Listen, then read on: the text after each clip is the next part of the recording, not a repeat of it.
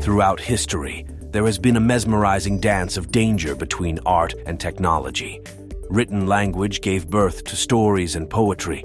Pigment and paper captured life through the strokes of a brush. The printing press unlocked the gates to knowledge for future generations by creating libraries and bookstores. Audiovisual innovation mesmerized the world, breathing life into moving pictures, and by giving us animation. The digital revolution liberated creators from the scarcity of physical materials to the freedom of infinitely available digital tools. Each innovation stacked upon the other, creating increasingly complex projects and richer experiences. The internet arrived and wove these layers together, spawning new genres of storytelling and presentation. Art and technology are inseparable, two contradictions coming together in a paradox that enable visionaries to reveal the intangible world of emotions, desires, experiences, and truth. The path to materializing these apparitions is a costly endeavor. So when technology reduces this great cost and empowers artists to accomplish more with less, a renaissance of creativity tends to follow. Let's examine a few reasons why animators should embrace AI.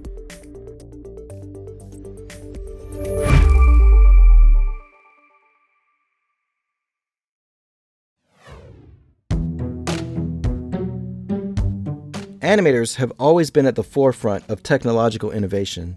Currently, one of the most promising innovations is generative artificial intelligence. AI seems to present the existential threat of eliminating jobs, but the real challenge is not AI itself, but adapting to it.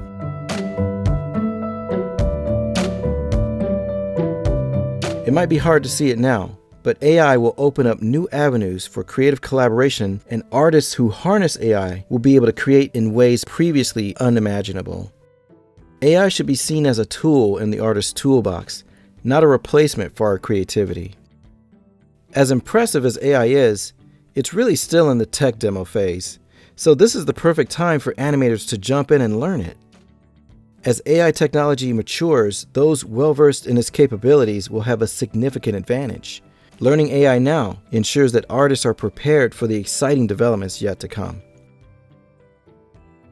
When I first started looking into this AI thing, I was surprised to learn that AI isn't limited to generating images and videos. There are dozens and dozens of developers creating AI-powered tools for many different industries, and many more companies integrating AI into their software and digital services. Generative AI may pave the way for a hybrid performance capture video-to-video method which would revolutionize how animated stories are told. I've seen some interesting results from video-to-video generative AI, but it's still got a long way to go. And as far as creating animation that competes with commercial production, no, not even close. But remember, we're still in the tech demo phase. Let's check back in a year or two. I'd like to walk through some of the images I've generated and share some specific steps and stages. But before I do, here are a couple more observations. While generative AI is a powerful tool that does a lot for you, there's a real skill set to acquire and a learning curve to navigate. Achieving desirable results involves a fair amount of trial and error. Like any new tool, the more you use it and learn it, the better and more consistent the results will be. Undoubtedly, new animation methods will be developed that harness the power of generative AI. But how cool would it be to be a part of guiding a next-gen animation workflow that jives with our own creative process? So as I experimented with AI for myself, I saw that generative AI can save valuable time, particularly with the character design process. My character design and rigging efforts on original characters can take weeks or months. Of course, it's possible to pinch out designs in less time, but my personal level of character design is limited by both my skill and the time I have available. With generative AI, not only is a time-consuming and laborious process of days shortened to a few minutes, I've been treated to a wealth of surprising and delightful options. I don't always get the results I want right away, but the time and cost to roll the dice again on another set of images is trivial. Here are 3 methods I use to get somewhat consistent results. Actually, they're pretty consistent. So first, I created an assortment of characters. From that batch, there appeared a style that I really liked. Next, I generated a full sheet of characters in the desired style. I named one of the characters and gave her a description that matched the details I liked. Then I got really consistent results by referring to her by name, uploading a reference image, and calling the set New Hope Kids, which I believe reminds Midjourney of this overall style. At last, I couldn't be happier with the results. Only small inconsistencies are there, which can be addressed during the cleanup and rigging stage. Let me quickly break down some of the parameters. Illustrated in the style of.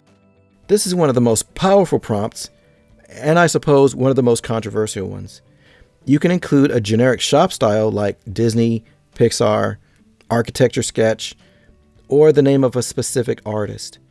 If Midjourney doesn't know who that artist is, it'll guess and kind of incorporate some style that's loosely based on the assumed ethnicity of the name. It's pretty funny. IP characters.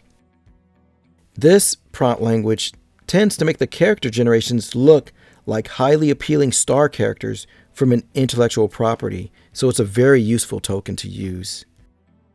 Niji 5. As I understand it, Niji is a model that Midjourney's trained on to make images look like high-quality anime. It's not limited to just the anime-looking art style. You can achieve watercolor styles, highly rendered 3D-looking images, and ink drawings within the Niji model. There's a parameter called chaos, which varies the ideas a little or a lot each time you roll, depending on this value. I forget what the default is, but the maximum is 100. I roll with a chaos of about 50, so the results are pretty varied. But once I see something I like, I'll re-roll within that particular image style in Midjourney. Combining all these tricks together brings a degree of control that's not otherwise possible. You probably have your own well-formed point of view about AI, so I want to thank you for hearing me out. I hope to see you in the next video.